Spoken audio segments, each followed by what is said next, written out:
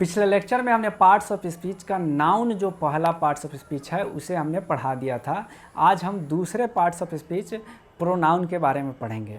Noun में हमने बताया था कि proper noun, common noun, collective noun, abstract noun, material noun, ये सब जो 5 प्रकार के नाउन्स हैं, ये टाइप्स जो हैं बनाए गए थे। पुराने ज़माने में ये चलते थे।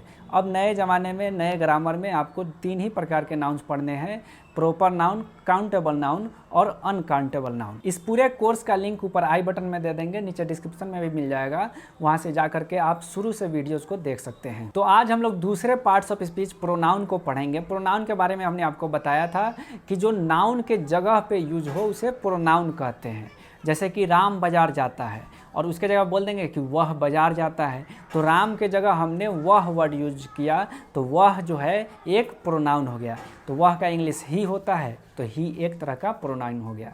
मैं अपने बारे में अगर बात करूं कि दौलत बाजार जाता है, दौलत के जगह हम बोल देंगे कि मैं बाजार जाता हूं, तो दौलत के जगह मैं जो वर्ड यूज़ कर रहा हूँ, मैं का इंग्लिश आई होता है, तो आई एक तरह का प्रोनाउन हो गया। प्रोनाउन के भी बहुत सारे प्रकार होते हैं, लेकिन उसको हमारा ज़रूरत नहीं है, उसे हम लोग नहीं पढ़ेंगे। ये चार्ट जो है ये बहुत इंपॉर्टेंट है, इसीलिए हम लोग इसको पढ़ेंगे। ये जो है कि प्रोनाउन कहा जा रहा है, इसको प्रोनाउन और पर्सन भी कह के पढ़ाया जाता है। Person, first person, second person, third person, ये इसे बोला जाता है first person, second person, third person. तो इसीलिए इसे पर्सन भी कह के पढ़ाया जाता है। प्रोनाउन ही है ये सब, आई, वी, यू, ये सब क्या है, प्रोनाउन है। तो इसलिए मैंने प्रोनाउन भी लिख दिया, पर्सन भी लिख दिया है। देखिए, first person, second person, third person.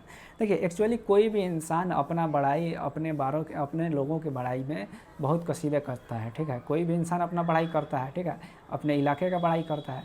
तो जैसे कि बोलेगा कि मैं अपना ही बड़ाई करेगा, तो अपने आप को फर्स्ट पर्सन मानता है, फर्स्ट मानता है, ठीक है।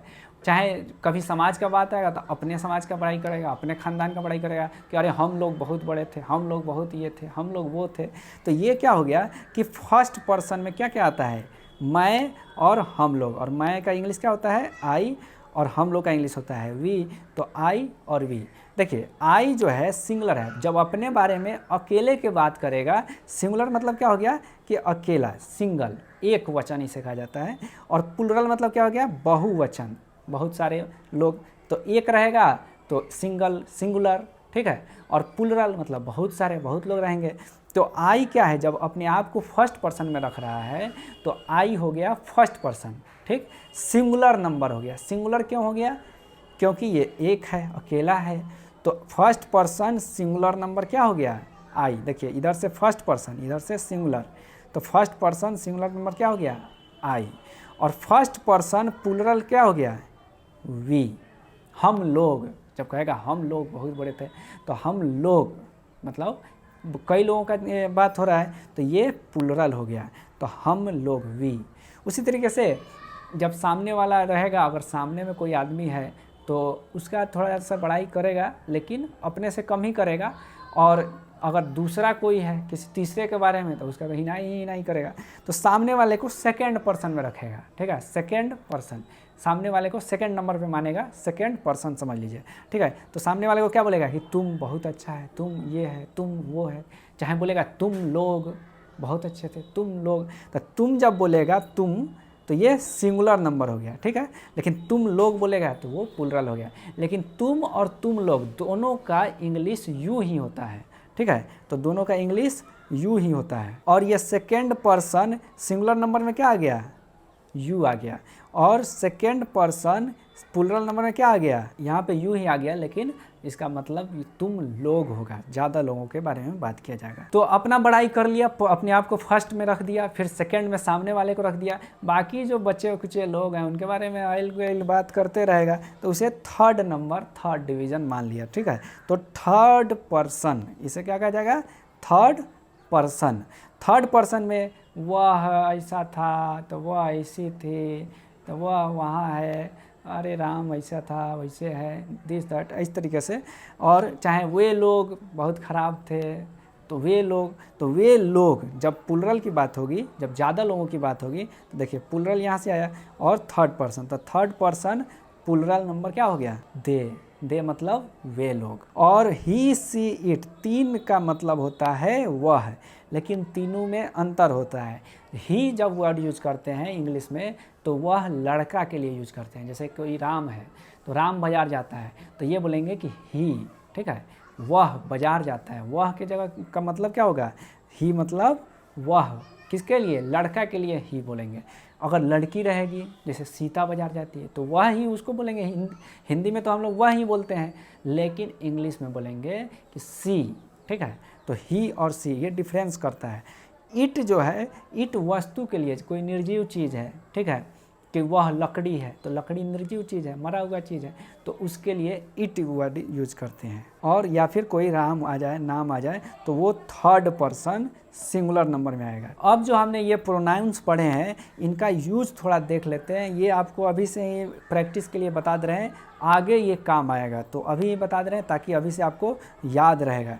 जैसे देखिए, इज, आर, एम, ये मतलब एम मतलब हूँ, इज मतलब हैं और आर मतलब हैं, ये होता है।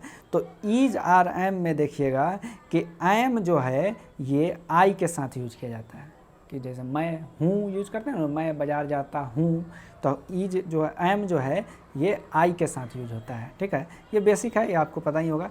और देखिए ये प्लुरल है, जैसे हिंदी में हम लोग कहते हैं कि हम लोग बहुत अच्छे हैं, तो हैं का इंग्लिश क्या होता है, आर, ठीक है। तो आर प्लुरल के साथ होता है, लेकिन इंग्लिश में, इंग्लिश वालों का ये गलती है कि वो लोग, ये सिंगुलर नंबर है लेकिन सिंगुलर के साथ भी यू जो है, यू का यू मीनिंग सेम होता है, तो आर ही वर्ड यूज करता है लोग, तो ये आपको ध्यान रखना है। उसके बाद he, she, it third person singular number हुआ ना, थर्ड पर्सन सिंगुलर नंबर में इसमें ईज वर्ड यूज किया जाता है, ठीक है।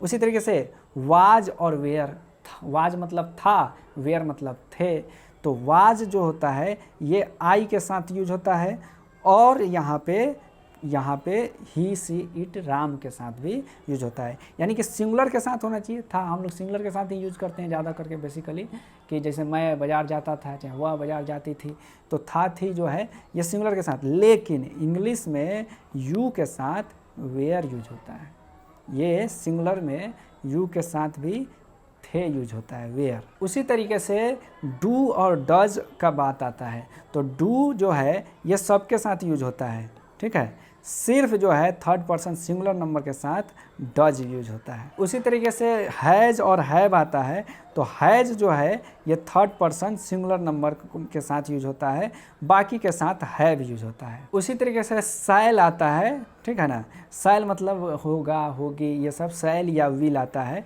तो विल जो है ये सब के साथ यूज होता है। सिर्फ याद रखना है कि शैल जो है आई के साथ यूज होता है, ठीक है, बाकी सब के साथ विल यूज होता है। इसमें ज़्यादा टेंशन का बात नहीं है। मेन रूप से देखा जाए तो थर्ड पर्सन सिंगुलर नंबर जो होता है यही आपको सिंगुलर माना जाता है मुख्य रूप से इंग्लिश लैंग्वेज में, ठीक है। तो इसमें जैसे कि है यूज करेंगे, था यूज करेंगे, करता है ये सब यूज करेंगे, या था या हैज, ठीक है। तो ये सब जो है सिंगुलर होता है, ये सब इसमें यूज होता है। बाकी लगभग सब को प्लुरल ही माना जाता है, ठीक है।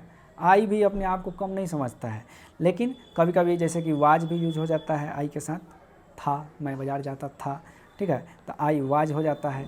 एम भी होता है, और डू, शैल, ठीक है, हैव, ये सब यूज होता है आई के साथ। बाकी ये तो प्लुरल ही माना जाता है, इसको प्लुरल माना जाता है, ये समझ लेना है। इंग्लिश ग्रामर में केस अलग से पढ़ाया जाता है, लेकिन उतना उसका इम्पोर्टेंस नहीं होता है हमारे समझदारी के लिए, ठीक है।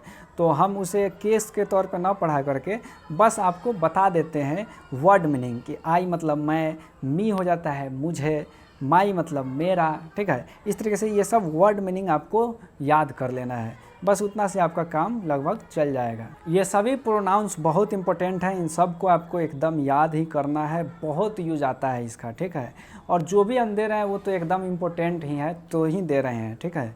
तो ये सब कुछ वर्ड्स हैं जो सेंटेंसेस में यूज हुए हैं, प्रोनाउंस हैं ये सब, इनको आपको देखना है और वर्ड मीनिंग याद करना है। सेंटेंस के अनुसार ये वर्ड मीनिंग थोड़ा चेंज होता है, इसीलिए हमने पूरा सेंटेंस ही दे दिया है और उसमें हाईलाइट कर दिया है। जैसे कि होम मतलब किसे, वाट मतलब क्या, ठीक है, विच मतलब कौन सी, इस तरीके से वर्ड मीनिंग आपको ये पूरा याद करना है, एकदम रट जाना है। अब आप बेसिक इंग्लिश ग्रामर में एक्सरसाइज 12, 13, 14 आराम से बना सकते हैं। घर पे बैठ करके बनाइए इसको। ये पीडीएफ आपको हमारे टेलीग्राम चैनल रेवोल्यूशनरी डॉक्टर के नाम से है, उस पर आपको मिल जाएगा। नीचे डिस्क्रिप्शन में लिंक दे देंगे, वहाँ से आप जा करके उसे डाउनलोड कर सकते हैं और हमारे चैनल को ज्वाइन भी कर लीजिएगा। इस पूरे कोर्स का हमने प्ले लिस्ट बना दिया है, डिस्क्रिप्शन में आपको लिंक मिल जाएगा, ऊपर आई बटन में भी दे देंगे और यहाँ जो है आप क्लिक करके भी देख सकते हैं। धन्यवाद।